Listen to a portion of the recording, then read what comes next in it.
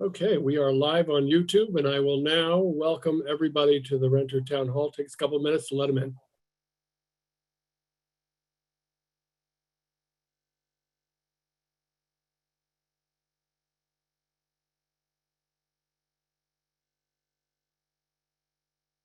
Welcome, everyone. This is the Renters Alliance Renter Town Hall. We're just letting everybody in the door. Welcome.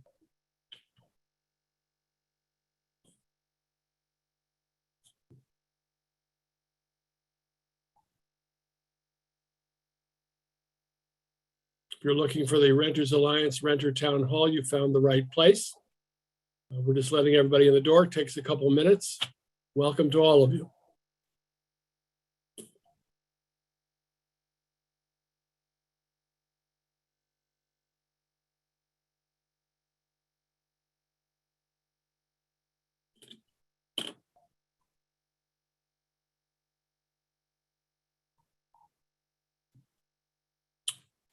This is the Renters Alliance Renter Town Hall. We're just waiting for people to come in the door. Welcome.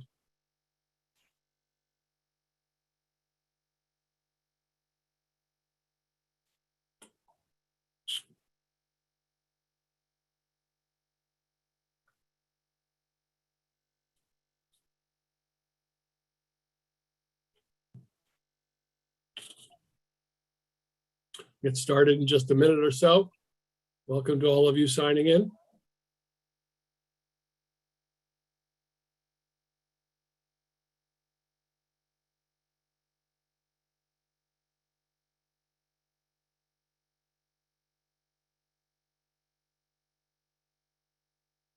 give it one more minute and then we'll begin.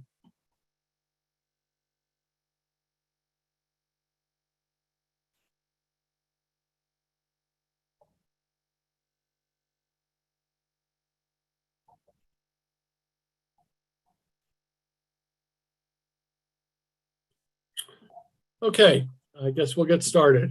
Good evening, everyone. My name is Matt Losak. I'm the co-founder and executive director of the Montgomery County Renters Alliance. This is the Montgomery County Renters Alliance Renter Town Hall in partnership and co-sponsored tonight with the Emergency Assistance Coalition. And we welcome all of you. A couple of things. We will get to questions and concerns. We ask that you put them in the chat. You can raise your hand, but we probably won't get there the way we'll get to the chat. We will do that at the end. Our format tonight will be an opportunity for service providers from county government to nonprofits to talk about what's available to renters, and then also to have a dialogue on those things that we think might need improvement. We don't expect for a minute to solve all of our problems tonight, and we expect everyone to provide interesting and educational and constructive comment. So that's the way we're going to run things tonight. We will end promptly at 8:30. We are recording and we are live on YouTube. So welcome to everybody. And I'll turn it over now first to my friend and colleague, community activist for justice, for renters, my colleague on the chair of the Renters Alliance Board of Directors, Brandy Brooks. Brandy, welcome.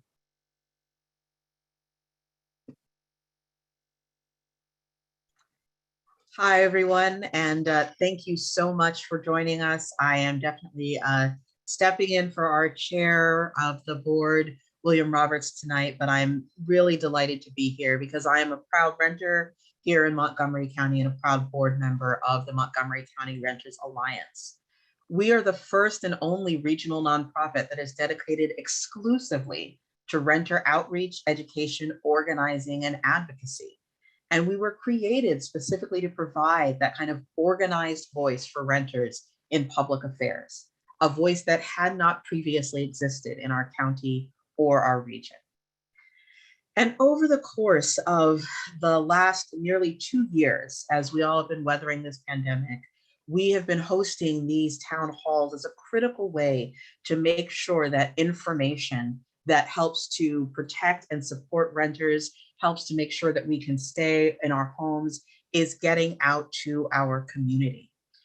It's also been a really important forum for us to be able to surface concerns and challenges and things that are coming up as folks have navigated the difficulties of the COVID-19 pandemic.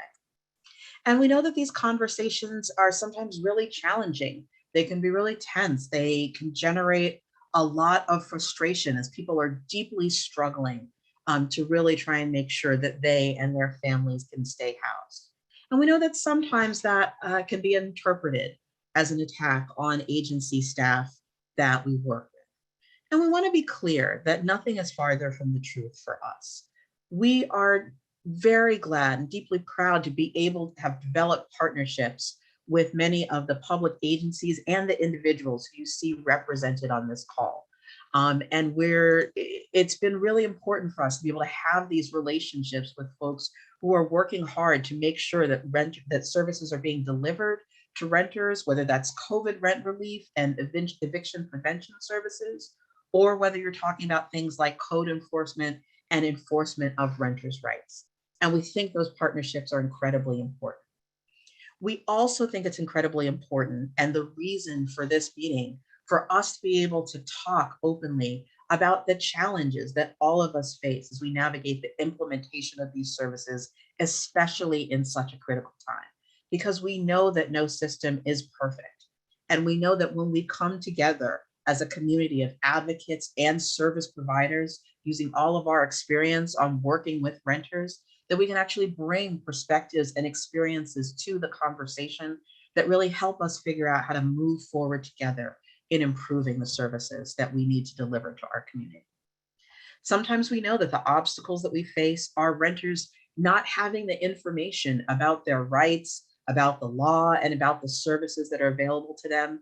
And that's something that we have been committed throughout our existence to making sure that renters in the community know, and that other people in the community who support or work with renters are aware of the law, of the rights of renters, and of the services that are available to them. And we work diligently in collaboration with the county and with our partners to make sure that we provide that education and outreach.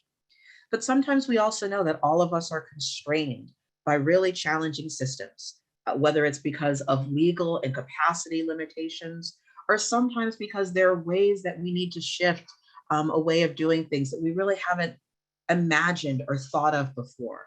And it takes some time to really move us into that space of change. And I think that's really where we want to focus the goal of tonight's dialogue, that we share a common interest in making sure that the people of our community remain safely and adequately housed. It's critically important to all of us, all of our panelists on this call, and all of you who are attending, that we reach that goal. We know that we aren't going to solve everything in one conversation, and that's why we are continuing to hold these conversations. But we truly believe that this open public dialogue on the issues that we are facing will help better promote understanding, improvements to service, and systems that work better for all of us.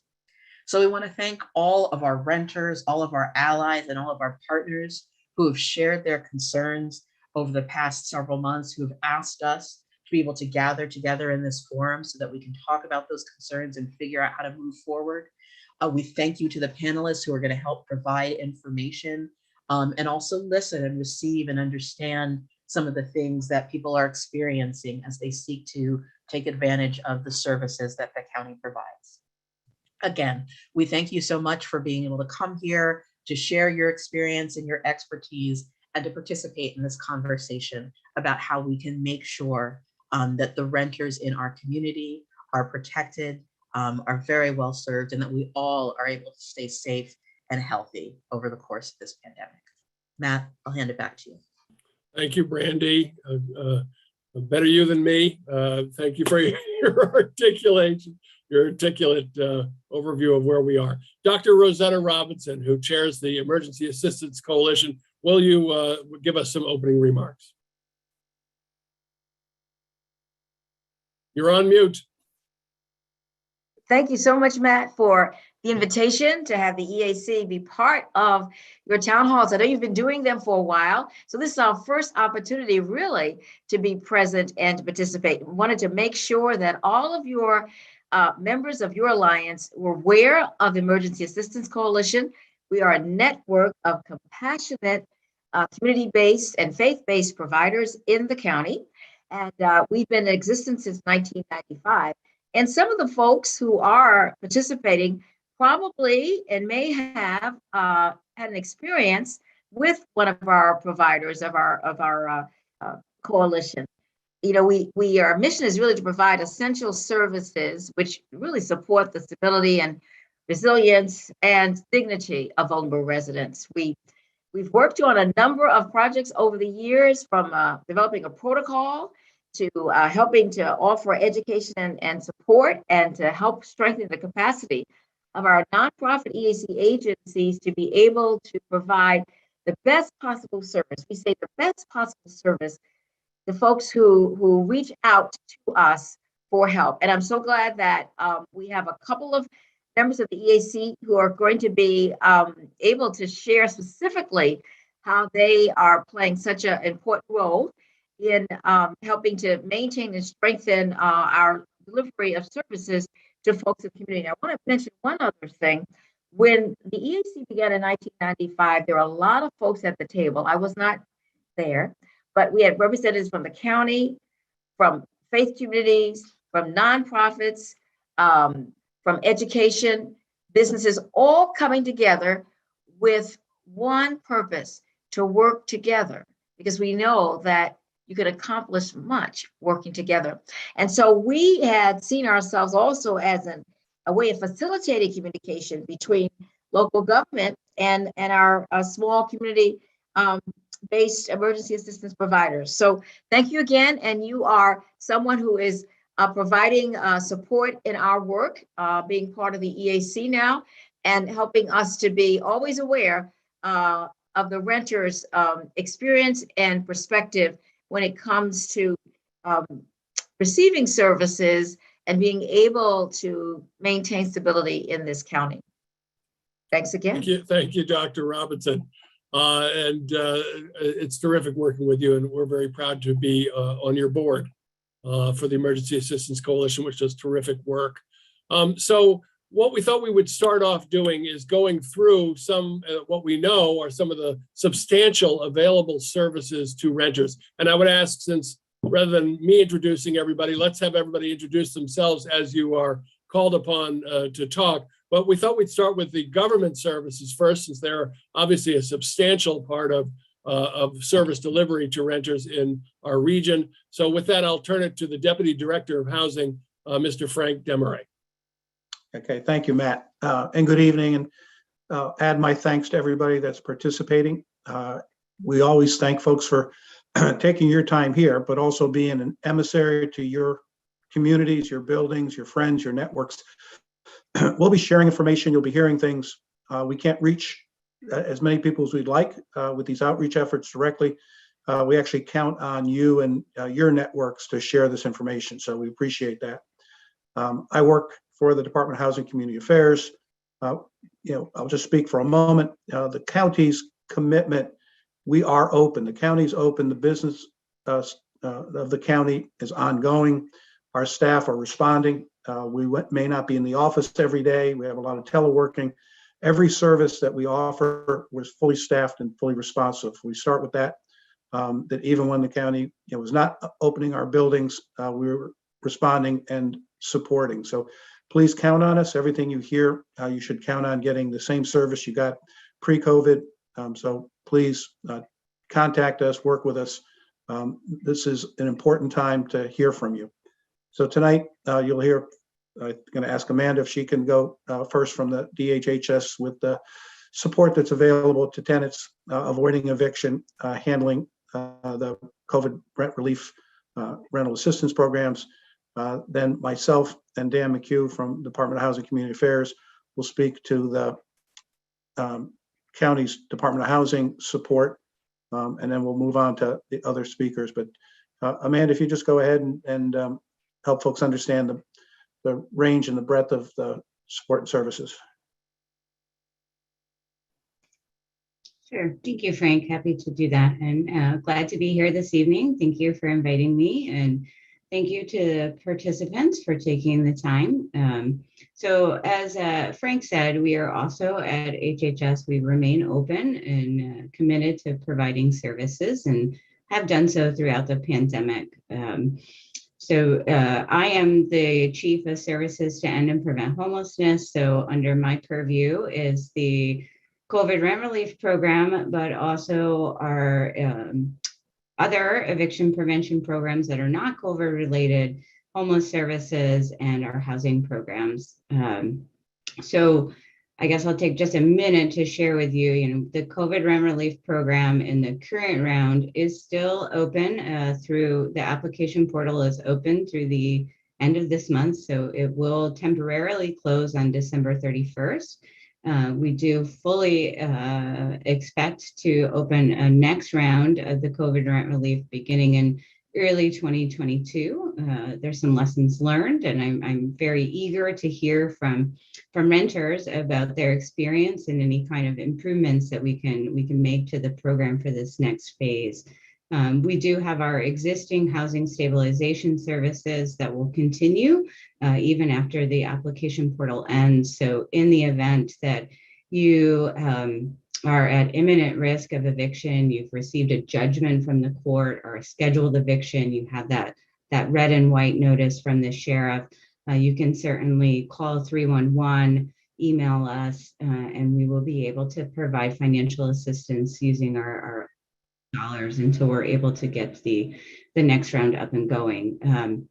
What I will share, I can't share a lot of details about the new round, but one thing I can share is that we will be offering utility assistance. That is not something that we have previously offered through the COVID rent relief program. We had hoped that there would be more utility assistance available through other means. That hasn't exactly panned out. So that is something that we will be able to offer. So even if you applied previously and only got rental assistance, but you haven't been able to pay your electric and you have a large balance, and we will be able to offer assistance. So we're really looking forward to that. And we know that the application portal has not been the easiest to navigate. There are some things that we can change, some things that we can't, but whatever we can to make it more accessible to people, we are certainly willing to do that. I think I'll stop there, and certainly looking forward to the conversation and happy to answer and address any questions or concerns. Thanks, Amanda. I put the links to the COVID rent relief program and to the services to end and prevent homelessness. I left off the nest, but it's over your head anyway. The services to end and prevent homelessness link also there. Frank? Okay, so thank you, Amanda. I also just added to the chat just a link to the DHCA renters site. It's the main county website address, montgomerycountymd.gov/renters. And at that site, you can get links to the COVID rent relief, but we've got a significant amount of information, a lot of it COVID related, but issues and changes that have been put in place over the last 2 years, and it's updated regularly. So at Department of Housing and Community Affairs, we have responsibility for supporting tenants and landlords through our Office of Landlord Tenant Affairs. Landlord Tenant Affairs is the enforcement and the administration of our landlord tenant laws. So there's certain things that we can administer and can support tenants in their rights, and ensuring that the leases, the delivery of services that you are entitled to under your lease are covered, that landlords follow all the rules in terms of giving notices, rent increases, et cetera. And again, a lot of that information at that website. You can always reach any of the county services calling 311. You can reach the Office of Landlord Tenant Affairs by email at oltaintake@montgomerycountymd.gov. All that information is again at the website, but you can call 311 at any time. And if you have a lease issue, to contact the Office of Landlord Tenant Affairs. One of the fundamental changes that's gone into effect during the COVID period has been the imposition of a maximum rent increase. So since April of 2020, anytime you have a lease turnover, your rent cannot increase more than a set amount. It's based on a regional survey of average rent increases in 2020, it was 2.6%. Starting in February 2021, it was 1.4%. The bill had expired on November 15, but was extended through May 15. So any notice of rent increase cannot exceed 1.4% or whatever the new number is that'll come out in February this year. And so this is a control on how much your rent can increase. There's also in the bill that was passed recently a provision that if you are eligible by income, and there's a income table that's consistent with the rent relief table, and you've experienced a COVID income impact, and you fill out and sign a request and give that to your landlord, if you've had any late payments in the COVID period since March of 2020, those late fees and charges must be waived. This applies through May 15. No landlord can charge and receive new collections of late fees without providing you notice of this right and providing you the form. The form's available at our website. And again, this is if you have been charged late fees that have not yet been collected, that's an important element. There's a number of other support information and activities there. Particularly, what you'll see is a list of support organizations, including Renters Alliance, Housing Initiatives Partnership was with us this evening, LEDC, CASA, who can help you with all range of issues related to maintaining your rent, maintaining your housing, avoiding eviction, information about the support on COVID rent relief applications, information about managing any notices you get from court activity. If you get a court date, you can call and get information about how to handle that, the importance of attending.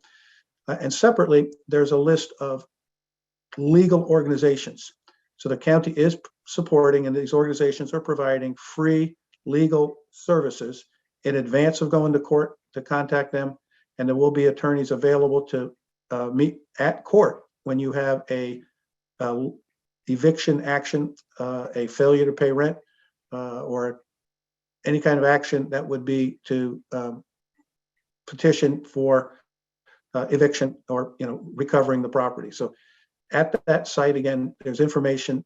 We can talk to this a little bit more later, but as an organization, we will be responding to your calls that come in on 311 or come in through any other way, and help you understand what your rights are and how to handle next steps given your circumstances. Another important service and support in the county Department of Housing and Community Affairs is code enforcement, housing code inspections, and responding to issues and complaints around housing code. And we have Dan McHugh, who's the manager of that group, who will just update you on how to work with us and the support that we provide. So thank you very much, Dan. All right, thank you, Frank. Good evening. Dan McHugh with the manager with Housing Code Enforcement. Yes, we are up and about. We are, answering complaints based on current numbers calculated for the calendar year 21. We've handled a little over 8,900 service requests. So that's up about 1,000 or so from FY20. So, we are getting the complaints. We are having staff, investigate the complaints and conducting inspections as needed. We're also in the process of ramping up the troubled property inspections regime. With the new variant of the COVID out, it's going to be a little, slow to get started. We don't want to get anybody in danger, those types of things. So we'll be, moving that out in a slower process. A couple of things to point out. Our website, montgomerycounty.md.gov/DHCA. Under code enforcement, we have a lot of information. A lot of information has been updated recently. All the laws and new regulations that have gone through over the past year or two, since there has been quite a few. We have the regulations and the laws specifically on that website. So the window air conditionings, the new window guard law that takes effect the first of the year, carbon monoxide, mercury service regulators, vacant property smoke alarms, accessory dwelling units, and troubled properties. We've also have our handbook, code enforcement handbook, that is in both English and Spanish at this time. It's updated on a regular basis as new laws do come about. We also have under the Landlord Tenant Law with the window guards, there's information on there that, pictures, a PowerPoint presentation, the do's and don'ts, those types of things up there. If you go to the county's main website and hit window guards, it will pop you right to it.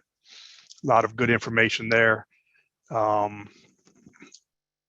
like I said, we are definitely open for business. Any complaints about any kind of maintenance problems, we hope that, you go through your landlord first. If they're not making repairs, then please do call 311, and then we'll have one of my staff come out and do an investigation to figure out what can be done and move things along. We do work closely with, our other partners, especially with this window guard bill. We worked with folks from Fire Rescue, from the Department of Permitting Services, from Fire Code Compliance, all in partnership in drafting the regulation to ensure the outcomes that we're looking for. The bill pretty much for window guards is mimicking the one from New York City, where the windows cannot open more than 4 inches, and it has to be a metal either guardrail, rail, or a window stop device. So all that information again is on the website, and I encourage folks to take a look at it. And if you have questions, you probably should start off with your landlord. They should be able to answer most of the questions. If not, then come to 311 and we'll be happy to address any concerns folks may have. So that's Thanks, it from Dan. the code side. Thank you, Dan. Dan McHugh, Manager of Code Enforcement. Dr. Robinson, you had a quick question? Yes, thank you, Dan. I'm curious about the complaints. You said there's been an increase. Have you gotten any complaints that are different from in the past, or are they about the same? They're about the same. Some of the concerns that we have is, folks may complain about their maybe some mold in their unit, which, clearly a violation. But then when we come out there and, try to schedule an inspection, they don't want to because of COVID, or they don't want their property managers coming in because of COVID. So, we try to speak to folks, try to, resolve it the best that we can, and, have both parties try to come up with a plan to enter the unit and make the repairs. But, we ultimately get them taken care of. So the increases was expected. There's nothing unusual about the uptick that you said. No, there's nothing unusual. It was just that in FY20, there was very little inspections going on. I think everyone's main concern at that time was, COVID and so forth. Now that folks are getting out, moving around, seeing different things, we're starting to see an uptick. It's not unusual to have 8,900 in a calendar year. That's pretty consistent throughout the years. So we're getting close to back to where complaints were when before pre-pandemic. Well, it's good to know that people are comfortable with bringing their complaints forward and knowing that they're going to get a response. So Right. It's good to hear that. Yep. Thank you, Dan. I imagine, unfortunately, we may see a retreat on that because of the Omicron situation, but we'll talk about that later on. Frank, are you comfortable mentioning about the HOC, or do you want me to briefly cover that? About who the HOC is? Housing Opportunity Commission and what they are. They are Okay. also a resource for tenants, even though they have a long waiting list, they're still there. So it's important to understand that when you hear about the Housing Opportunities Commission and the called Housing Choice Voucher, some people call it Section 8, that's a federally funded program administered by an independent agency. It's an entity outside of the county government, Housing Opportunities Commission. So As Matt said, there is an application process.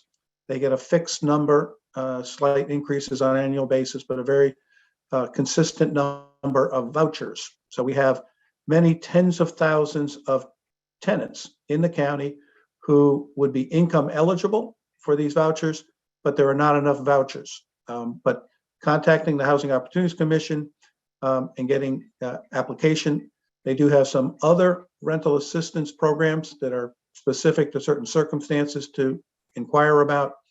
They also own and operate and manage a number of affordable housing properties where the rents are limited or restricted, and they can, those units become available on a kind of a rolling basis. So contacting the Housing Opportunities Commission is one way to find out about any potential available housing that the rents would be limited based upon the household income. There are other properties that also have those conditions. And at the DHCA website, there is a tool called the Rental Marketplace. And if you search the county website for Rental Marketplace, I'll put the link in the chat. It's a map, and you can then search for properties that have what are called affordable housing or rent restricted units. And you can try and identify the contact at those. It does not list if the units are currently available, but it provides a list of the properties and units become available, on an irregular basis. But the Housing Opportunities Commission is an additional potential resource. Thanks, Frank. I'm sure my math is wrong, but I believe that about 16,000 vouchers have been given out in Montgomery County, give or take. And I believe that there's a waiting list of between 30 and 45,000 for those vouchers, but they are not on a first come, first served basis. They're on a prioritization basis. And so that service is available. And of course, we are advocating for more vouchers and more support there best we can. In keeping with time and moving along, we are particularly grateful to have with us a representative, our chief deputy from the sheriff's office.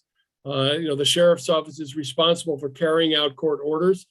So let me welcome Chief Deputy Maxwell Wee to tell us about what the sheriff's office does and give his remarks. Chief Deputy. All right, thank you, Matt. First of all, good evening to everyone who's participating in this event this evening. Fellow panelists, certainly the Honorable Delegate Lord Chakudian, who will be speaking in it shortly. What I'd like to say is I'd like to talk briefly about the role of the Sheriff's Office here in Montgomery County. Again, my name is Max Wee. I'm the Chief Deputy of the Sheriff's Office. I run the day-to-day operations. And the Sheriff's Office, we're the oldest law enforcement agency in the county. We've been around since 1777. And County Police Reform 1922, just for a little context. Today, we're the law enforcement arm of the courts. So we have a number of different roles by statute, anything from providing security within the circuit court, movement of incarcerated persons, civil process of civil service of civil process, domestic violence related orders, child support enforcement. But one of the things we are mandated to do is the service of eviction notices and to facilitate eviction process. So what I just put in the chat, which is available to everyone, is our website. I would encourage anybody to look at our website for a little bit further information. Our main phone number, as well as the main number to the phone number to the eviction section, rather. So regarding evictions, if I can stress anything, if for some reason you do have some process served related to evictions, getting involved at the earliest, going to your hearing date, seeking assistance. There is a process that we are involved with, and it starts with those initial postings of landlord tenant cases. There was a reference to a red and white notice, rather, which we'll post. And when you start to see that notice, we're getting down to the timeline where the eviction may get conducted. So if I express anything, I would like those that are listening to this presentation to please seek assistance early. we would love it to conduct 0 evictions. I will say that I'm very proud of the partnerships we have with a number of different advocates, as well as HHS. We try to work very closely to divert the number of actual evictions that we would have to conduct. 1 is certainly too many. I will say that when I look at the numbers for the month of November, which are the numbers that are currently available, we had 209 writs received from the court. Now, of those 209s, we were able to work through certain means to divert them. 121 of those resulted in evictions scheduled. And of those 121, we conducted 32. I don't want to say we only conducted 32, because certainly any eviction can be traumatic for folks that have to experience it. And of those 32, the majority of them, we did not actually remove property. It might have been the changing of a lock or something else. But I want to, so we actually returned 150 writs to the court. So I bring those numbers up because we are fortunate that we're not seeing the large influx of evictions that we were concerned about. However, we do have a number of evictions that are going on. So in closing, I would just like to express to those that are listening to please engage early. If you're unaware or you don't know where to turn, feel free to contact us. Some of the other panelists have gotten into the resources that are available. But I really would like to ensure that you don't have apprehension, for instance, dealing with law enforcement. Our job is to conduct a professional process, and we really would like to extend any assistance we can in the process. So Matt, thank you for letting me speak this evening. I look forward to answering some questions that might come up. Thank you, Chief Deputy. I want to emphasize a couple of things, and Chief Deputy, please correct me if I'm wrong, and all the other experts on the call, just so people know, the way the eviction process works, something's happened, either you're behind in your rent or the landlord believes that you're breaking the rules of the property in some way, or no longer wants to renew your lease. There's another fourth issue, but it's very rare. So we have failure to pay rent, breach of lease, and tenant holding over. You'll receive some sort of notice from the landlord that that condition exists. Most of the ones we're dealing with tonight are failure to pay rent. So you'll receive that notice. A landlord can give you a notice in writing in some way, by email. They can send it themselves. They can have their attorney say it. But whatever they say, that's just the initial threat. After that, and the threat has no force of law. It is only a threat. It says, if you don't pay up, we want you out of here on this date or whatever. But none of that actually can happen until you go to court and the court orders it. So the next phase is a court summons that says you've been summoned to court for the following reasons: failure to pay rent, breach of lease, or tenant holding over. Very important, as the Chief Deputy said, to go to court. And also more important, from the Renters Alliance standpoint, from the county standpoint, from our partner standpoint, get help now. Get help before you get further into the eviction pipeline. Go to court, get legal assistance. We put links in the chat. And hopefully, if you can get the judge to support you, great. And if you can't, then you'll know something about the next phase, which is that the landlord has a choice to file what's known as a writ of restitution. If the landlord, they have 60 days to do so, I believe so, if that's correct, Chief Deputy, thank you.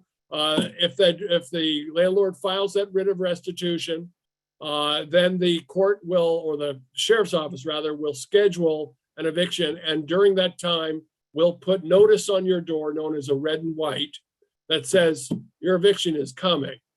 We don't know how long it will take from the time that that notice is put on the door, but I think on average it's a couple of weeks to 6 weeks.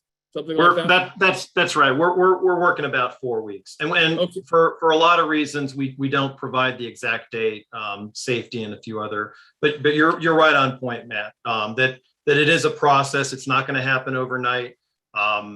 Certainly, if you have a landlord that says you need to leave, and it's not going to happen overnight. And there is a process, and there's opportunities. Thank you. And then they will also provide you with information about resources at that time too.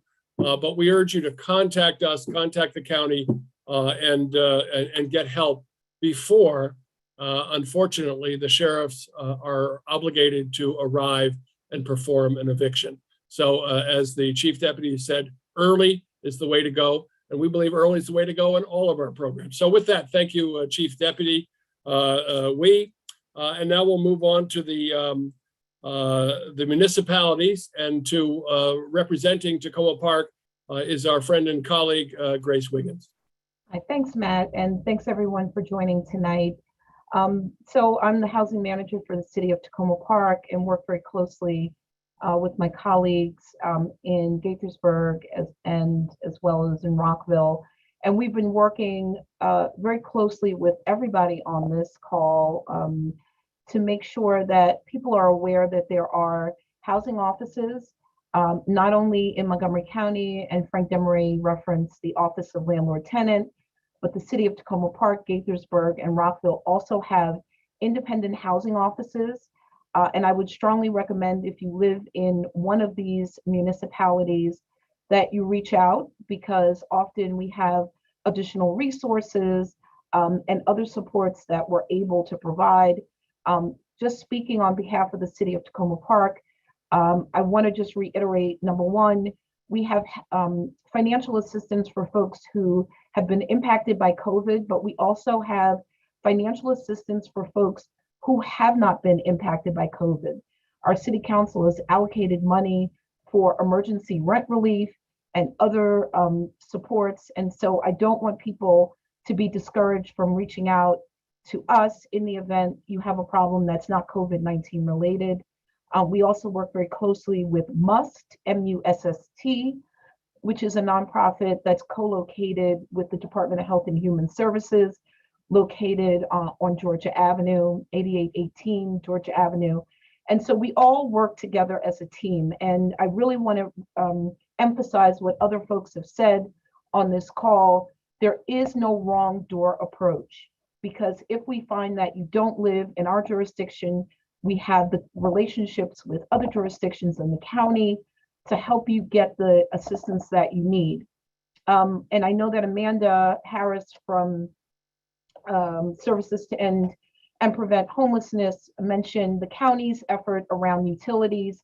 The city of Tacoma Park is also helping to clear utility bills. And over the past month, we've partnered with the Salvation Army to try to close the gap completely. We will take you down to zero on water bills, on gas service and electric service. And I know that there are folks who are on this call who may have neighbors. It may be you may have a neighbor who is operating without utility service. Please contact us. Again, there is no wrong door approach. We want to make sure that people and families have their utilities on and that they're not struggling. It costs way more money to restore service than it does to pay off the bill. And right now is a perfect opportunity to get the support that you need and that your neighbors need to stay stabilized. And I think that's the overriding message for this evening, which is to help people stay in place and to support their families during this time. So again, if you have help, if you need help, if you have neighbors that need help, please reach out and we will do our very best to not just get you to the point that you were before, but to get you down to zero so that you can feel stable going into this next season of this awful pandemic. So thanks, Matt. Thank you, Grace. Just want to restate what Grace said again, that some of these housing laws are governed by independent municipalities within Montgomery County. So Grace Wiggins represents Tacoma Park, which is an independent municipality, even though their code enforcement is on contract with the county. So there's a relationship there. Gaithersburg and Rockville do not have those relationships. So sometimes county law does not apply locally in Rockville or Gaithersburg. So we have to navigate that from time to time. Very good. Let me just quickly say that the Attorney General's office, who will be in our next town hall, also has an Office of Consumer Affairs that deals with renter complaints and issues and provides enforcement. And I'll put their link in the chat, but we will have a more lengthy discussion about that statewide resource at our next renter town hall. And we will have the Assistant Attorney General for Consumer Affairs Karen Strawn joining us at that time. But just so you know, that we have local municipalities, we have county-wide support, and we have statewide support. And in one of the state arenas that is working to advance our support are our state delegates. So it is my pleasure to welcome our delegate, Laura Charkunian from District 20, who has also been a champion for renters' rights and wants to make sure we know something about utility assistance. Delegate Charkunian. Great. Well, thank you, Matt, and thank you to everybody on this call for all the work that you're doing on an ongoing basis. And Matt is quite the advocate for renters, as everybody I think knows, but I'll just give the brief background of how I ended up here at this moment. That's my cat weighing in also in the background there. My apologies for that. I sent a quick email to Matt saying, just in your conversation, I just want to remind folks that people can access utility assistance even if they pay their utilities through their rent. And he said, well, why don't you come on and tell them what you're doing about it? And so here I am. Thank you for the invitation, but I also just want to thank you for, all the work you do holding us accountable, elected officials and others accountable, and making sure that renters' needs are really met in this county. So thank you for that. So there's a couple things that I want to highlight. The first thing, the utility assistance has been mentioned a few times and everyone's been encouraged to apply. The thing that I want to discuss specifically is to make sure people know that even if you pay your utilities in your rent, you can still apply. So I think a lot of people find out about utility assistance when they get a cutoff notice or when they're paying a bill directly and there's the possibility that their utilities are going to get cut off. And so that's kind of how they get connected. So first of all, obviously, we want to get everybody on the utility assistance that they're eligible for long before they're getting a cutoff notice. But also, if you pay your utilities through your rent, you are eligible for LIHEAP, which is the federal component of there's two different components of utility assistance primarily. There's a couple others, but they are LIHEAP, which is in Maryland is MEAP, it's federal money. And the second is EUSP, which is Electric Universal Service Provision, which is a state program, and it's paid for by Regional Greenhouse Gas Initiative money, but it's also paid for by people with a surcharge on your electric bill. And so the reason I'm telling you that is I also want to talk a little bit about policy changes that I'm working on and encourage people to work with me on that and encourage others on this call to participate in those efforts. So first thing is if you pay your bill directly, you're eligible for both EUSP and LIHEAP. It's one application and it's done through, it's the State Office of Home Energy Programs, but it's done through the local Department of Social Services. And so you have folks on here who are talking about and can support your access to that. If you are a renter or in a condo association and you pay your utilities through your either condo fee or your rent, then you are eligible for LIHEAP. But this is the piece that people have not been aware of, and we all need to do better outreach. And I will put a link in the chat that has some information about it. We all need to do better outreach to make sure folks know. So if you're paying $1,500 and $150 of that is for heating, $150 of that rent could be paid for by the utility assistant. So while we're working very hard to get rental assistance out to folks, a portion of that could be paid by the LIHEAP assistant. So definitely want people to know that. So that's the sort of advocacy outreach piece. The second thing that I want people to know is the areas that we're working on making changes. So as I mentioned, the Office of Home Energy Programs is the state agency within the Department of it's the state division within the Department of Human Services, state agency that administers both of these programs. And frankly, they have there's a lot that needs to be fixed and changed and improved in the application process. And so last year we passed legislation requiring a work group at OHEP to improve the process. And I've been put on that work group by the Speaker of the House. And so I will be advocating within that work group to improve the process. And so I invite anyone who has thoughts about the OHEP level decision-making on rent utility assistance to share that with me. But there's two very specific things that I've been working on. One is that right now, The LIHEAP money is available to renters who pay their rent through their utilities through their rent, but the EUSP money, this is the state money, is not. And that was never the intention of the General Assembly. When the General Assembly set up EUSP, it was supposed to be available to everybody. But the way that OHEP and DHS set up the regulations, it ended up being that you couldn't access the EUSP if you paid your utilities through your rent. So I have been advocating along with, I got the chair of my committee involved, and the Secretary of Department of Human Services has committed to making that change in the regulations and in the structure so that in the middle of next year, people who pay their utilities through their rent will be able to access both USP and LIHEAP utility assistance through these programs. Thank you.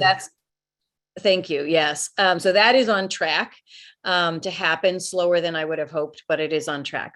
The second issue is the issue of undocumented individuals being able to access these programs. So here we have sort of the flip of what I just described, which is that when the General Assembly passed the EUSP program, they intended it to be available to everybody. The General Assembly did not put in restrictions related to people's legal status in this country. But when the Department of Human Services set up their internal criteria, they set up the internal criteria for EUSP to match the LIHEAP federal money. And so in doing so, what they essentially did was, because the federal money is restricted and undocumented individuals can't access the federal money, DHS set it essentially so that undocumented individuals can't access the state money, even though that was never the General Assembly's intent. So my committee and I have been working on that. DHS has refused to make that change on their own. So I have legislation in the upcoming session to force that change. And I'm happy to talk more about any of that. And I thank you for the time. Thank you, Delegate Charkoudian. Lots to absorb. Please put in whatever links you think that we should follow up on. And also, if you'd like to, after this town hall, send us that information that I can include in the Renters Alliance newsletter so we can keep promoting the availability of these programs. And thanks for coming on to tell us about that. There are nonprofits that work in this space that are part of the Emergency Assistance Coalition. I'll admonish myself to be very brief since we've already talked about who the Renters Alliance is. I won't talk anymore. So, but maybe Dr. Rosetta Robinson could talk about EAC, and then Mary Hunter about HIP, and who else am I missing? And Kim Aukard about her group. And we can also mention some of the others who are not here tonight and what resources they offer. Dr. Robinson? Well, earlier I did mention that our Emergency Assistance Coalition is composed of providers, frontline providers, and they are throughout the county and represent particular regions. And so I don't want to take a whole lot of time saying what they can say very well. We just have, the coalition itself is about 40 members. And right now, tonight, we've already heard from Grace Wiggins. We're glad that we have Grace from her municipality, a part of the EAC. We've got Kim, who's representing the East County area, and then Mary Hunter, who represents HIP, Housing Initiative Partnership. And so we want them to just share a little bit about the work that they are doing. And one of the great things that I think about the EAC is that we're on the front line, and oftentimes just community-based folk, and we will hear about things from the community. And we can share that information with each other and try to work collaboratively to help address things. So as Grace mentioned, although we might have our own particular niche, we kind of connect with each other and talk with each other about common issues and common problems that we are facing people in need. So Kim, you want to share a little bit, and then Mary, and then I think that we can hear more from them as we move further on the agenda. Is that all right, Matt? Good evening, everyone. My name is Kim Aukard, and I'm the Executive Director of Eastern Montgomery Emergency Assistance Network. And quite simply, we just provide financial assistance to our neighbors in need, whether it be for rent, utilities, or necessary medications that they need to purchase. And I echo the sentiments of Dr. Robinson and Grace, because what happens is people call, we answer the phone. It doesn't really matter to me where they live. I'm going to try to help them. Now, I'm not necessarily going to help them financially if they're not in my area, but I certainly will connect them to other partners within the county that we work with. And I wouldn't be able to do the work that I do without acknowledging the East County Coordinating Office with Danielle Alvarado Davis. The relationship that I have with her is key to me helping my clients. We work very closely with the people that call us for assistance, and the numbers are growing. I'm so happy to hear that Amanda was saying that their program is now going to help with utilities, because those are the kinds of calls that I've been getting, in addition to, you know, people needing help with their rent and maybe their mortgage. But, you know, either because of the moratorium and they thought they might get help with that, people have these extraordinary utility bills.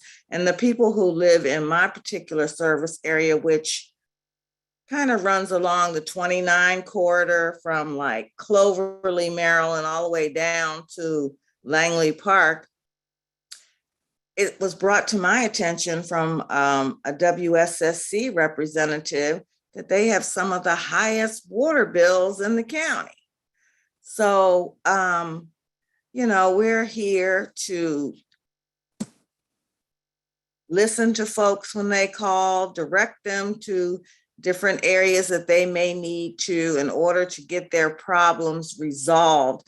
And a lot of times it's a little hand-holding because some people have never called us before. And the thought of having to wait until they receive an eviction notice is frightening to a lot of people. You know, they want to start out early and nip it in the bud. And in some cases, we have to say, you know, not so much in COVID, but prior to COVID, that, you know, you really have to wait until you get that notice before we can actually act. But I'm just very thankful and grateful to be able to help people in the community. Thank you, Kim. I'm going to start goosing because we're supposed to divide this in two with what we've got and what we'd like to improve. We might not get enough time to talk about what we want to improve thoroughly. Well, not the be all and end all conversation we've ever going to have, but do need to move along. Mary Hunter. Thank you so much, Matt and Dr. Robinson, for hosting us tonight and all these great housing advocates together to talk about better serving renters in Montgomery County. So I'm the director of the Housing Counseling Program at Housing Initiative Partnership. HIP is a nonprofit affordable housing developer of both multifamily housing and single family homes. And we also run a HUD-approved housing counseling agency with offices in Germantown and Gaithersburg and Hyattsville. Our housing counseling staff conducts community outreach and provides direct one-on-one counseling, individually tailored to renters, first-time home buyers, and struggling homeowners to help them resolve their housing challenges and achieve affordable, healthy, and safe housing. That's our mission. So when the COVID emergency rent assistance program was rolled out nationwide, the Department of Treasury emphasized the importance of collaborations between government agencies, nonprofits, and community organizations like we are here tonight in helping the renters access relief to avoid eviction. And Montgomery County was, you know, really out ahead of that and contracted with local nonprofits like HIP, Renters Alliance, LEDC, CASA, to do the outreach and provide the direct assistance to renters to help them complete applications for the rent relief. And that's what we've been doing for the past 18 months. Our staff has been knocking on doors, working with Matt and other partners to hold events at apartment communities. We've worked directly with property managers to make sure that they're getting the word out to their tenants. We have mostly worked directly with tenants, helping them either virtually or on in our offices in Germantown to navigate the application process and to pull together the documents they need to provide. Sometimes they need access to a photocopier or a printer or a computer to provide the documents. So we help walk them through that. And we've also held weekly live tenant sessions on Zoom to provide tenants up-to-date information on, resources available and protections available as they're potentially facing eviction. All those sessions have a Q&A, so tenants can ask any questions and get answers, in real time every week. So the landscape is constantly changing. I'm looking forward to this discussion and how we can evolve as we look into 2022. Thanks, Matt. Thank you, Mary. I'm evolving from monkey to man as we speak. Let's get into a little bit about improvements. I think in the interest of time, it's a little after 8 o'clock. We want some of our attendees to be able to raise some concerns too. Let's understand that basically what we can do now is sort of list some things. We don't expect the Renters Alliance or HIP or the county or anybody to be able to solve this problem tonight or to detail the whole thing as we list. So let's think about this as sort of like raising some of these issues and then park it, as they say, for further discussion down the road. So Dr. Robinson, do you want to start with some of the things that we are hearing, or you're hearing at the Emergency Assistance Coalition that have been problematic for those you help? Let me say, I'm gonna answer that, and then I'll also definitely have Kim or Grace or anyone else to say. One of the things that I think I want to say is a positive, the fact that we are together tonight, and that we realize that many of the folks that we serve, they're not necessarily available 9 to 5 all the time. So I'm thankful for our providers that are here tonight, as well as the fact that our coalition of providers were able to change their normal operation to accommodate the needs of the community. And sometimes as a result of changing your operation, it has meant that communication has been strained a bit because people who had been working a particular way, now we have to kind of regroup and make sure that we have the infrastructure to maintain a communication process that can help us resolve issues. And sometimes communication processes can take time.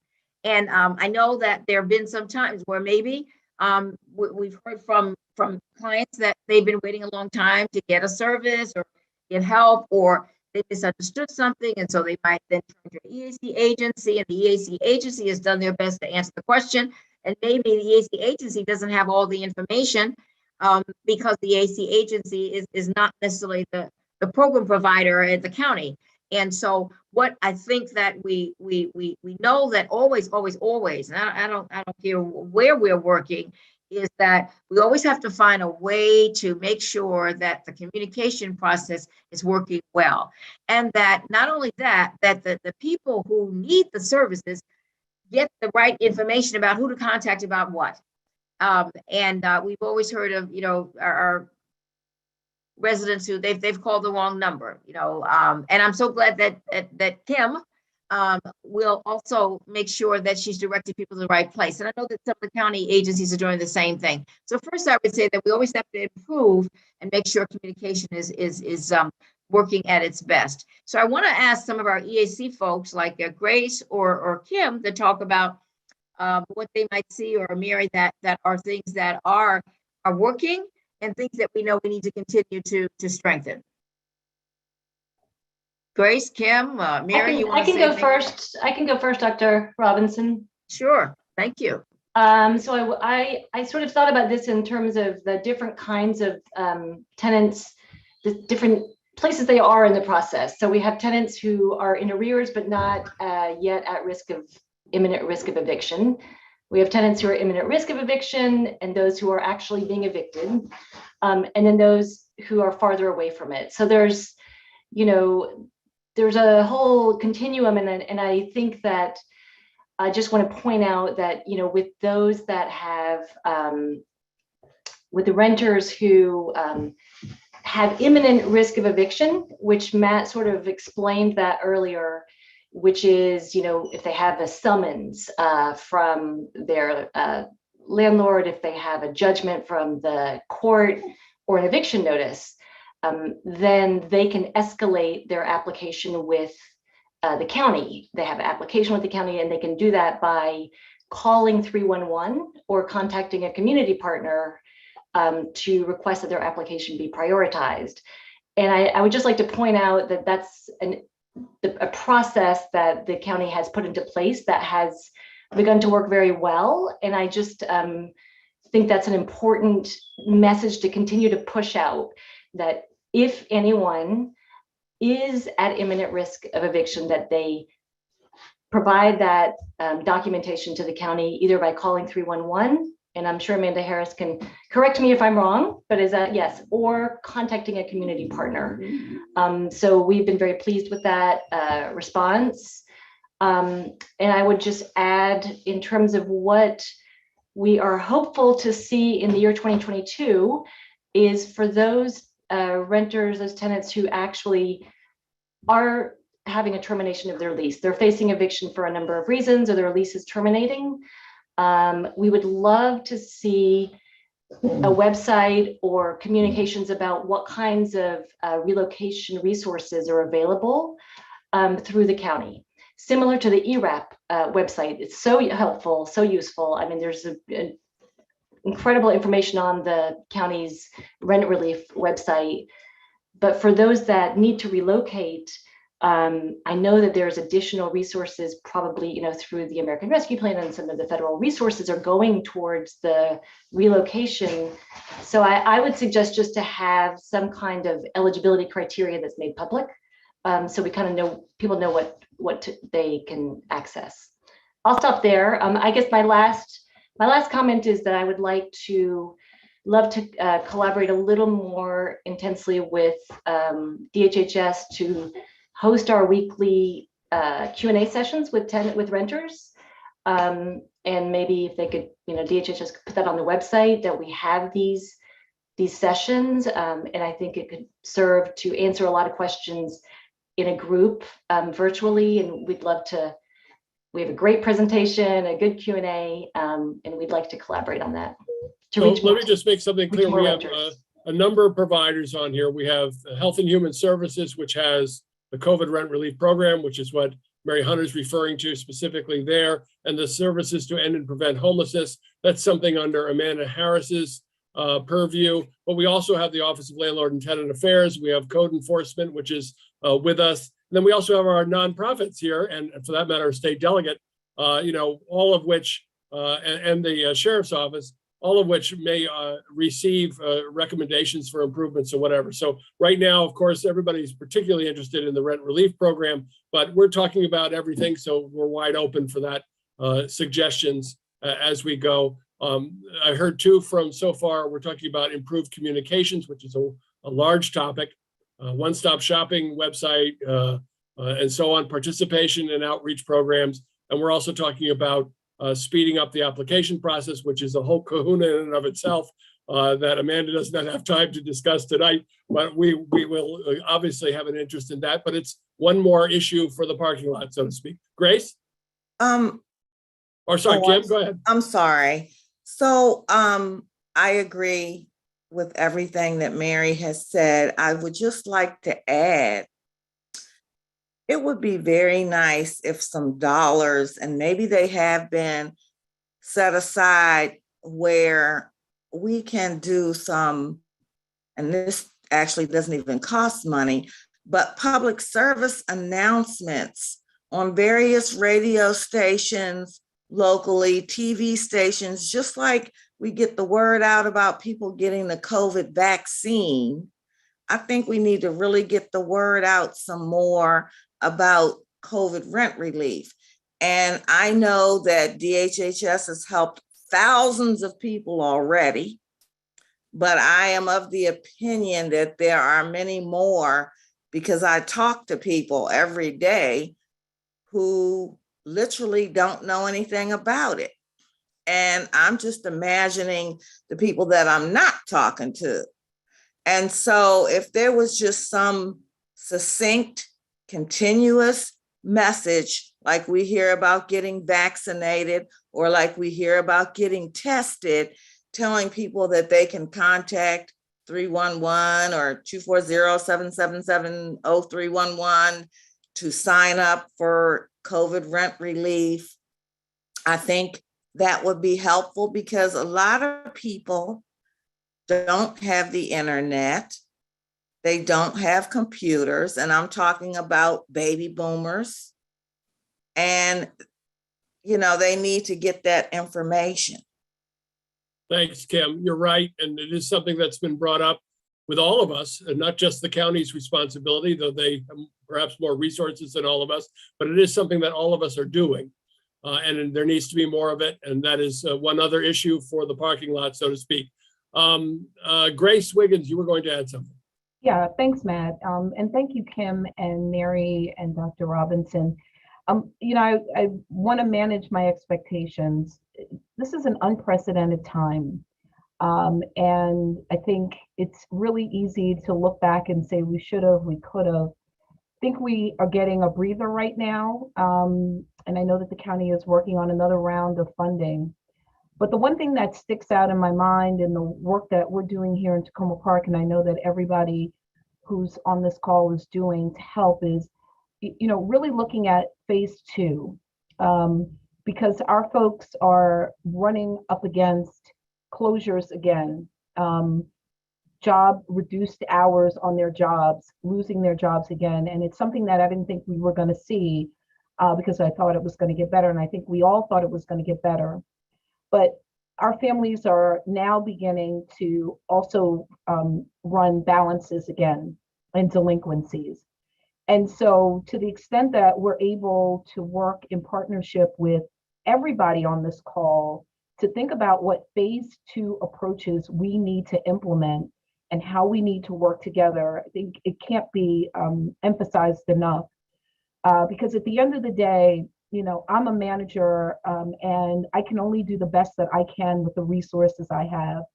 And we really need to figure out, as a group of folks that are really concerned about people being displaced, how we can work effectively together, whether this means increased staffing. Because I know at the very least, I have a very thin staff. I know that the county also has a very thin staff. And we really do need more ambassadors. We need more folks that we can kind of send these messages out to, so that they can talk to people in their communities. This is really, for me and for our city and our county, it's really important that we focus, because any one of the families, and I respect the fact that the Chief Deputy Sheriff's Officer is here, but what I think about at least when we step in after the county has stepped in to close the gap on money, and I appreciate what Delegate Charkoudian has said about getting those dollars in. Once these families lose this housing for whatever reason, it is going to be imminently harder for them to get new housing, because a new landlord is going to want to know what happened where you lived before. And it's great that I know the county has resources to help rehouse people, but once that is placed on your record as a tenant, it's really hard to reverse it. And for many of our families, their children are in certain schools, they have access to certain resources, public transportation, and other amenities that they may not have if they must relocate out of our county. And so the time is really now. And it's easy to say if we just throw money on the problem. Many of the families that we're seeing here in Tacoma Park have multiple issues. It's not just rent, it's rent plus. And so we want to figure out who the right partners are to help restabilize folks, but we also want to be a good partner so that we can help prevent people from being evicted. Because that is really the ultimate catastrophe or catastrophic event that will hold families back from getting out of poverty. And for many of our families, they're living on very slim margins, and we can't forget that. The majority of the folks that live in this community in Tacoma Park, they're driving cabs, they're working at hotels, they're doing something else where their income doesn't meet the market rate for the housing. And so even for our families that have been given vouchers, and we talked a little bit about that earlier, the rents appear to be slightly above the fair market rate for the vouchers. And so even with vouchers, our families are finding it difficult to move into new housing. And so I really want and strongly encourage and recommend, if there is a way for us to work together, that we try to do this now while we have a small break, and that the courts will start again. And for many of our folks, they are going to court, they're doing everything right. I think the demand on our Department of Housing and Health and Human Services, on DHCA, on all of our services has been taxed, and it can't be solved with money alone. If money could solve the issues of poverty, it would already be solved. And so, this group that represents the panel, and for our renters and advocates that are on the call with us, the time is now. It's taking a time such as this for us to start looking at long-range solutions to housing and displacement. And I'll just share with the group, I dealt with someone recently in the past week who was evicted and was on the street for a week before he got to me and said, "Hey, I got evicted, what can I do?" And I accompanied him, escorted him on a call with 311. And, again, it's not to be disparaging, it's just what it is. There was no level of urgency that this gentleman had been evicted, and he was given another number to call and was told, even though it was a Friday night and it was after 4 o'clock, he was told, "You've got to get on a bus from Silver Spring to go to Picard Road or Picard Avenue to check in, and maybe there'll be a bed in Silver Spring when you get back."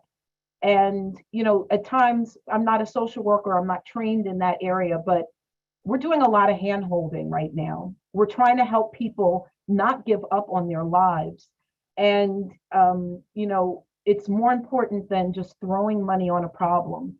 And we have to be able to give people those safety nets so that they know when they call 311 or they call our offices that we're ready, willing, and able to guide them to the next warm referral, so that they don't give up and they don't end up living with cousins, brothers, separating families. And so the time spreading is this now. virus. In addition, and the subtext to this whole thing was, or the ending, I should say, rather than subtext, is he ended up going to the shelter. He, was able to make his way back and forth to the shelter, and then contracted COVID in the shelter, and is now 10 days at a hotel that the county is, right? And if this problem could have been solved with money, meaning if we had gotten to him, if the county had gotten to him earlier, we could have paid off this money, he could have still been where he was, safe and sound, and now he's working through 10 days in the shelter. So Matt, I'll stop there. Thank you, Grace. And I know there's more you could tell us. One of the things that I've been grateful to speak with Amanda Harris about is coordination, and sometimes a lack of coordination. And so coordinating services within HHS and coordinating services in and between DHCA, HHS, and the partners is a challenge we need to look at as well going forward. How does Adult Protective Services, perhaps knowing about an eviction that's coming, not communicate with the services to end and prevent homelessness? And that sometimes can lead to, as we once saw, at least once, somebody who was evicted. So coordination is important. I know we're only talking about HHS tonight, and we're running out of time, and we got lots more to talk about. And we have Office of Landlord and Tenant Affairs, we have code and so on. So again, I want to emphasize, this is just a beginning discussion. We're going to keep it going. And we are never forgetting throughout this, Amanda, how much work you guys do. So we're grateful for that. Brandy, you had some comments. Yeah, thanks so much, Matt. And again, I really do want to thank all the folks who are on this call, because I know that this has been just such a critical network, and that there are a lot of the ways that folks have come together and partnered together to work to exchange information that have been very beneficial for folks in our communities. I wanted to highlight, and a lot of this builds off of what Grace was saying, 3 things that I've heard about and talked about with advocates who are supporting renters in our communities that folks really feel could be helpful, that I want to put into this mix. One of them is recognizing that there are significant capacity challenges for the public agencies that are trying to handle all of this.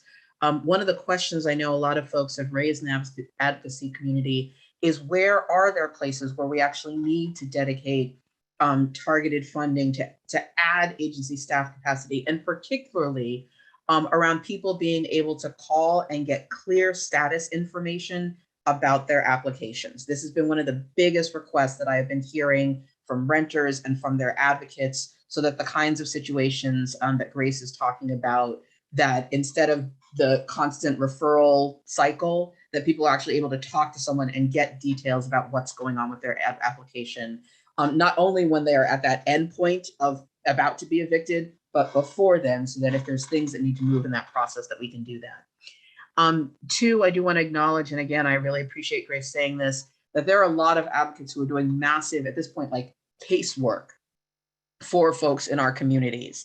And we want to be able to do that because that's the support that people need.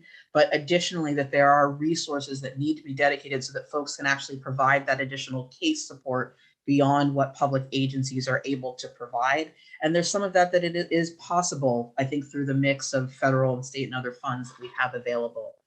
And then third, I know that there's been a structure for doing some information sharing on a somewhat regular basis over the course of this about how rent relief money is getting out.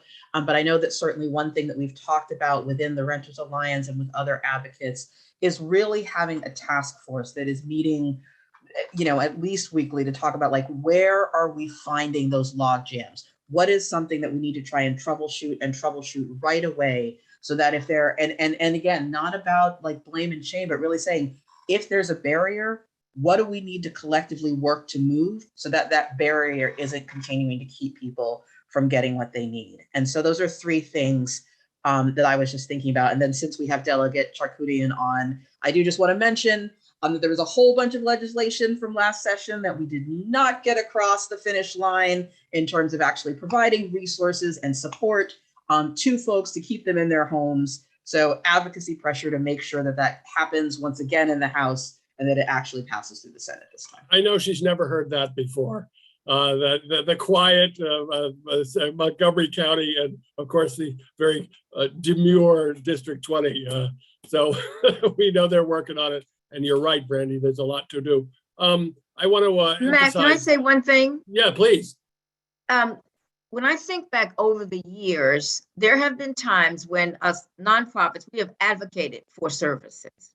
We've testified, and we've also said to county workers, if you need us to help advocate for more specific, whatever it is, for addressing some of these barriers to help fill the gaps, so that, because we work on trying to build the capacity of nonprofits, and our nonprofits could use some more help in that area.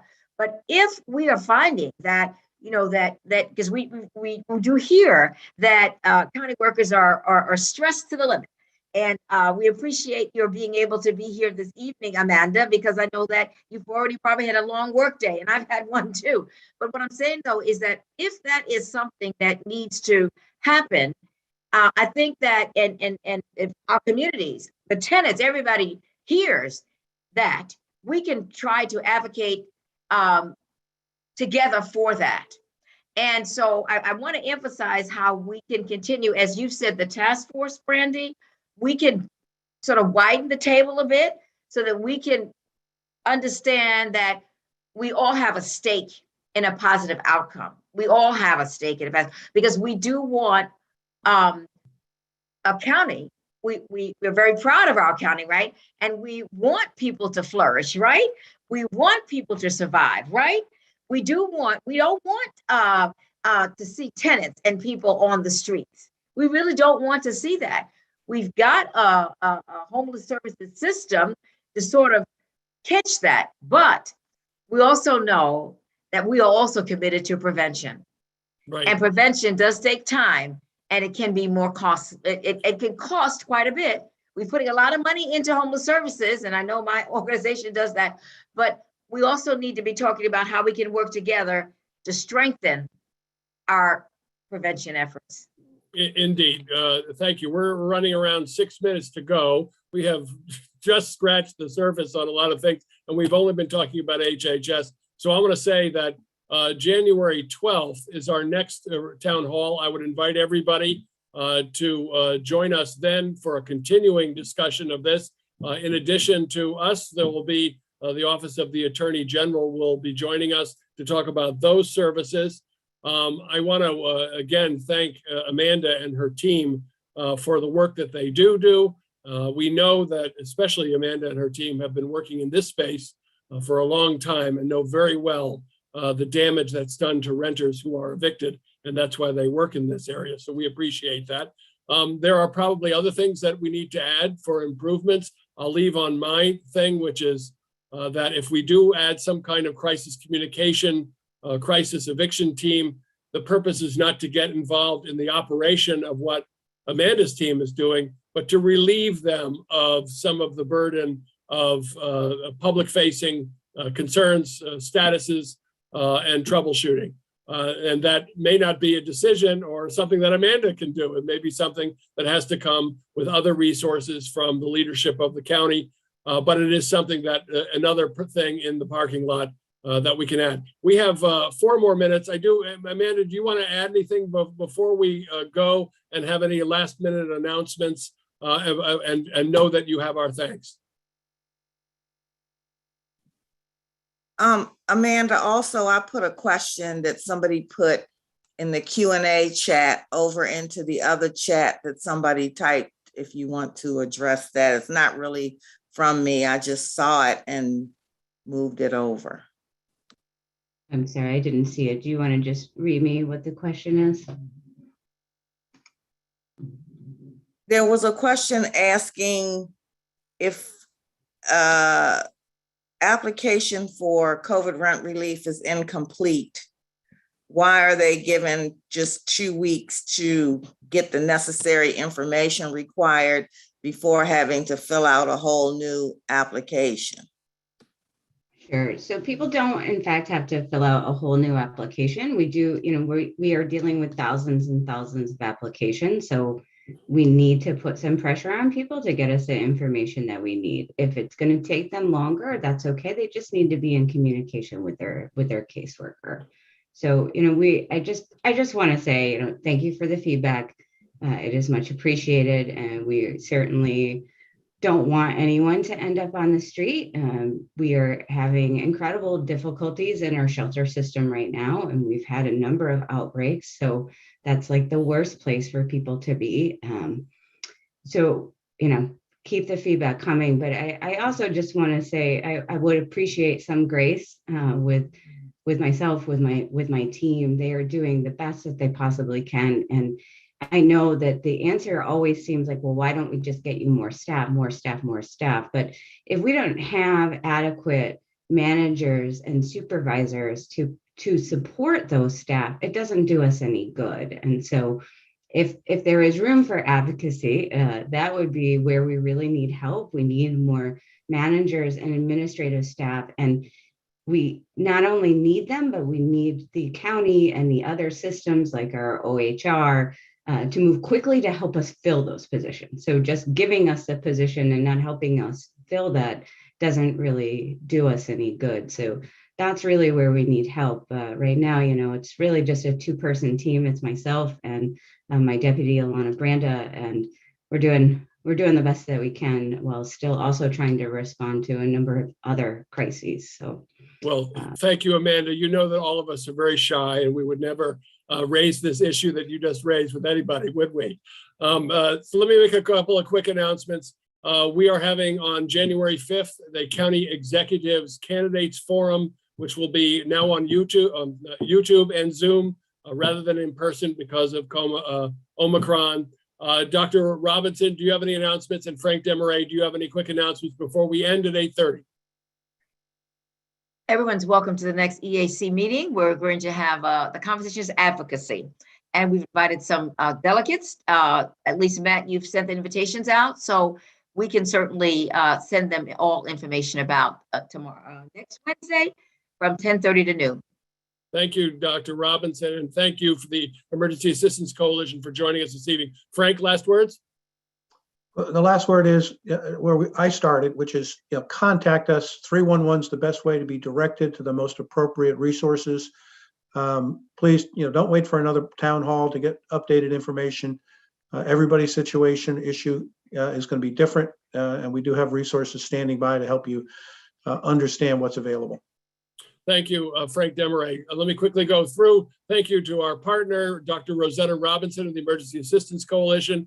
Thank you, Chief Deputy Maxwell Wee. Thanks to Dan McHugh, the Manager of Code Enforcement. Thanks to Delegate Lorig Charkoudian. Thanks to Amanda Harris, who is the Director of Services to End and Prevent Homelessness, which I finally learned. Thanks to my Vice Chair, Chris Perry, joining us. Thanks to Mary Hunter from the Housing Initiative Partnerships. Thanks to Grace Wiggins from Tacoma Park. Thank you to my friend and colleague and board member, Brandy Brooks, our community activist and champion. Thanks to Kim Aukard. Thanks to Carmen Castro, hoping you get better and join us sooner. And to our new staffer, David Mullins, who speaks Spanish and is helping us. And thanks to all of you. This is not the end of the conversation. This is only the beginning. Clearly, there was much more to discuss. We haven't gotten to it, but it's not over. Join us January 12th for the next Renter Town Hall. And thank you all and good night. Thank you, Matt.